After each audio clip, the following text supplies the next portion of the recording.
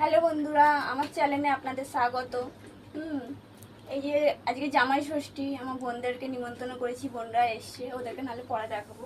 এই ভাত বসিয়ে দিয়েছি, তোমার দাদাভাই বাজার থেকে চলে এসছে। এই যে শাক বাচ্ছে, দেখি কি কি এনেছে।